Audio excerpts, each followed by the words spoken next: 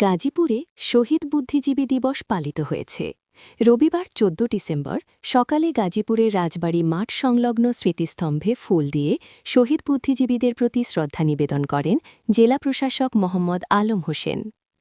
এ সময় Gazipur metropolitan police, জেলা প্রশাসন, জেলা পরিষদসহ জেলা পর্যায়ের বিভিন্ন দপ্তরের প্রতিনিধিগণ, বীর মুক্তিযোদ্ধা, সামাজিক সাংস্কৃতিক সংগঠন, নাগরিক সমাজের প্রতিনিধিসহ সর্বস্তরের নাগরিকগণ স্মৃতিস্তম্ভে ফুল দিয়ে শহীদ বুদ্ধিজীবীদের প্রতি শ্রদ্ধা নিবেদন করেন।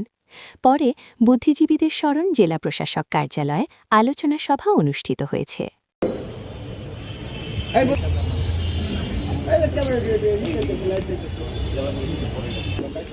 এবং করবে গণপ্রজাতন্ত্রী বাংলাদেশ সরকারের পক্ষ থেকে উপজেলা প্রশাসন গাজীপুর সদর,